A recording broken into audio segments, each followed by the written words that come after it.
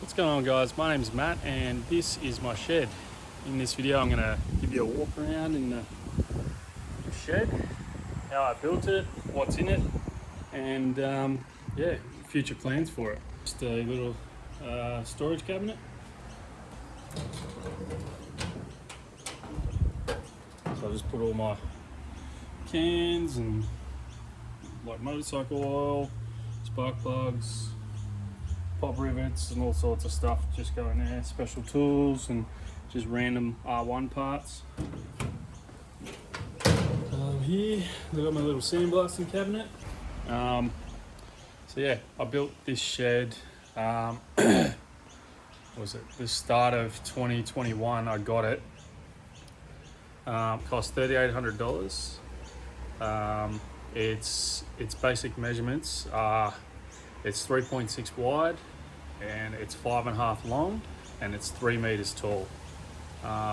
It is like a pitched roof. It's got one big rib in the middle that's sort of off center, and one big garage door. It's like 2.7 high, that door, so it's really tall. Yeah, so cost $3,800, and then all the stuff on top, like the big slab that we poured. Well, I got a mate's dad to do that for $2,500, and then all the electrical, all the conduit and stuff I ran myself. All the lighting I ran myself, like installed myself. I'm not an electrician, but I put it in and it's all working and it works great. So I put 10 amp GPIOs. There's one there. There's one there. Where are we? There. So, whoop, over there. And there's like another one behind the mini lathe over there. And there's also one up there. So yeah, below my TV. And so they're all 10 amp ones. And then down the bottom here, they're all 15. So that's a 15.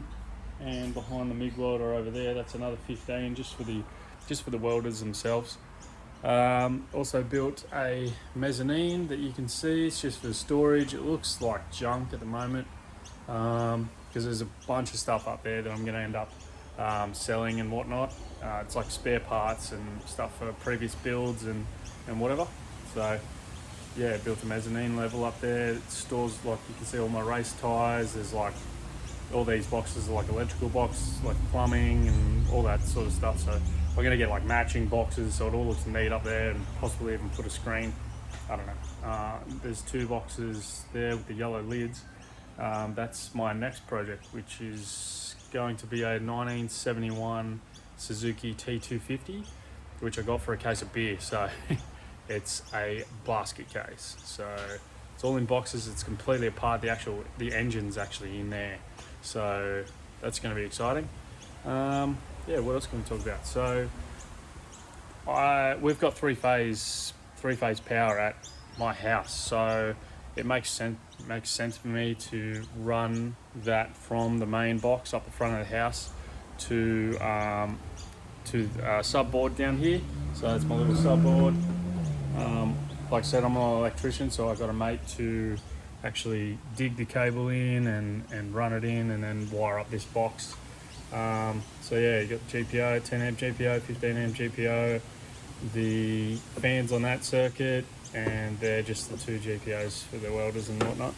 So yeah, it's pretty basic. But being 3-phase, it gives me plenty of flexibility in the future. So we want to put a spar pretty much on the other side of this wall and down on the next level. So when that happens, it's going to be easy, you know. So I'm going to keep all this for like charging stuff. You know, that's for my rattle gun and my little like handheld guns and Milwaukee stuff for work. That's not mine, that's works. Sorry, Jody. Anyway, this is a new tool I just got not long ago. This is my little bandsaw, my metal cutting bandsaw. It's pretty cool. 550 watt. I've used it a little bit, and it's pretty slick. There's my little snap-on TIG welder. It's only a DC TIG welder, so I can only do like stainer and mild steel and all that crap.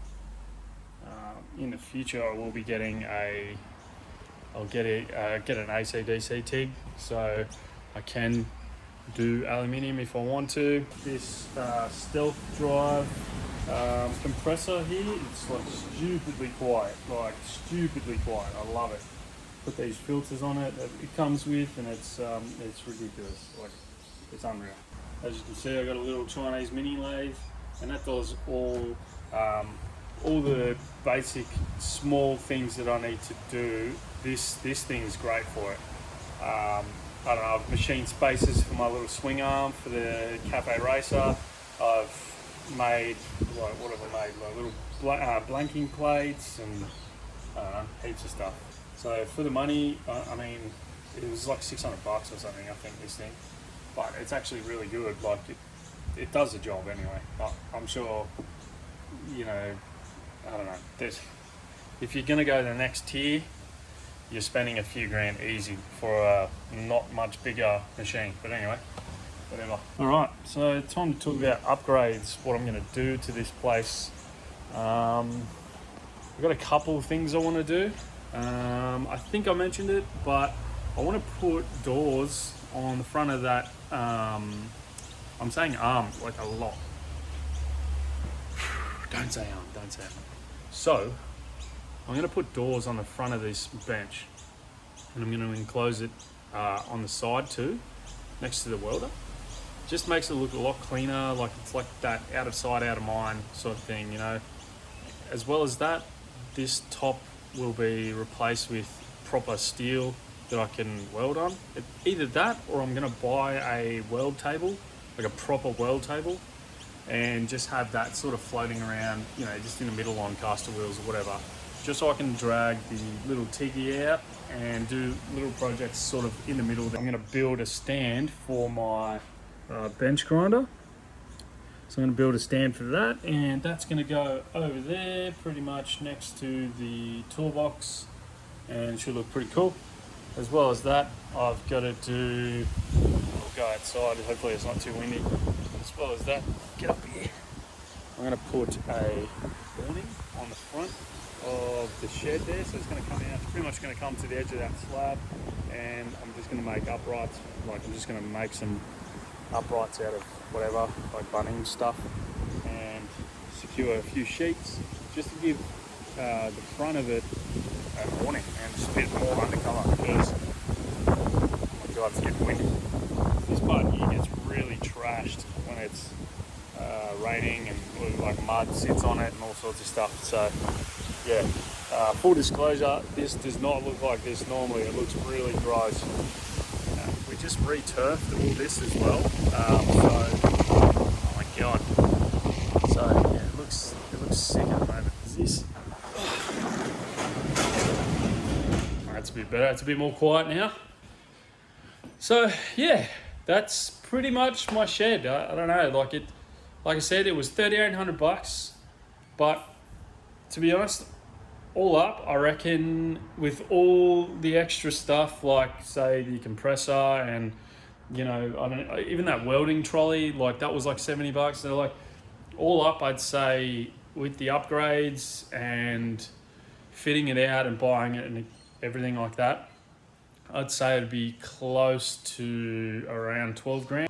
It's not a cheap exercise, but coming from what I used to work in, and if you look at my old videos, you'll see the conditions that I was sort of working in, and that was crap. Like the floor's level here, you know, like it's level, which is, that's massive, and it's clean. Like it's so clean. Like I just scrubbed this and cleaned it, but it usually after I'm done grinding and whatever, I'll get the old broom and I'll just give it a mad little sweep, and it comes up schmick, you know. I mean, it's a dream shed for me.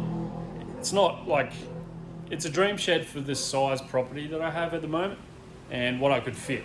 It's perfect in every way, you know, like the floors and the clean spaces and the tools and stuff. Love it.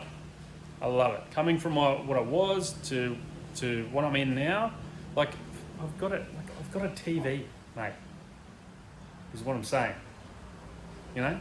So Love it. So this is my dream shed for this house. That's what I'm saying.